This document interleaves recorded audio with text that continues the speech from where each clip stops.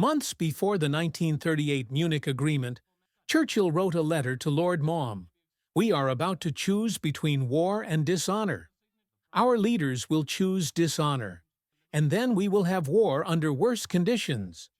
Those words, spoken in a very different time, feel eerily relevant now. Europe is facing a defining test. Russia is probing NATO's limits, and perhaps aiming to dismantle the alliance entirely. A scenario once dismissed as political fiction has now become a serious expectation, one that European capitals are treating as a realistic possibility. And for the first time since World War II, Europe is considering a preemptive strike against Russia. Just days ago, Russian President Vladimir Putin said it bluntly: "If Europe wants war, we are ready." But the more important question is Europe truly ready? Or will it remain frozen in hesitation, unwilling to move without American approval, while Russia swallows the rest of Ukraine and perhaps turns next to the Baltic states? Are we facing an inevitable clash, or can it still be avoided? In December 2021, 2 months before the invasion, Moscow delivered a direct proposal to NATO.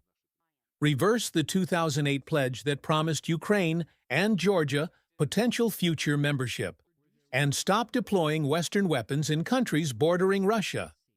Moscow viewed NATO expansion as an existential threat, not just political influence, but a step that directly touched the core of Russian national security. NATO's response was firm. Secretary General Jens Stoltenberg said that every nation has the right to choose its own path. Washington was even clearer. Neither Russia nor anyone else has a veto over NATO expansion. But few understood, or wanted to understand, how serious the Russians were. Just 10 weeks later, in February 2022, Russian tanks rolled into Ukraine, and the largest armed conflict in Europe since World War II began. From the very beginning, the Russian assault threatened Europe, as several European countries suddenly looked like they might be next on Putin's list. Europe provided Kyiv with money and weapons, but only with extreme caution. This limited aid turned the conflict into a war of attrition, while support from China, Iran, and North Korea to Russia was nearly unlimited. And despite supplying weapons to Kyiv, the US and Europe imposed strict restrictions. HIMARS had to stay inside Ukraine, and Storm Shadow missiles couldn't hit Russian territory. This left Russia a safe corridor behind the front lines to operate freely, storing ammo, running command centers, airfields, and missile sites, keeping its war machine running and rebuilding forces.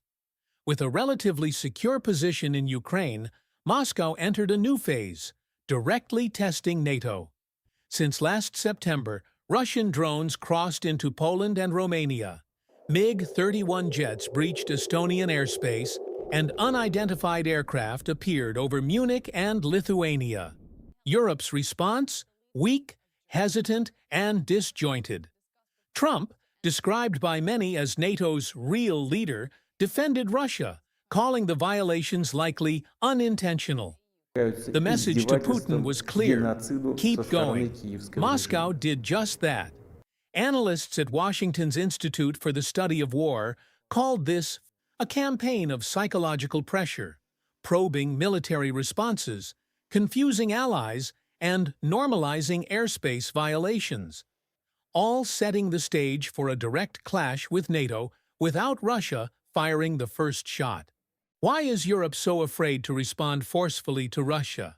The answer in one word: Trump. Last June, the U.S. president was asked aboard Air Force One whether he still supported Article 5. An attack on one member is an attack on all. Trump's response shocked Europe. It depends on how you define Article 5. For the first time in 70 years, American security guarantees no longer feel guaranteed.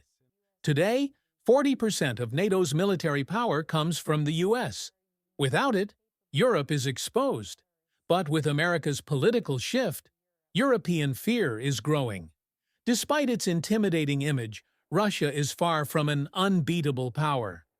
After nearly 4 years of war, Moscow has suffered between 1.2 and 2 million killed and wounded, and its army has failed to fully achieve any of its declared objectives.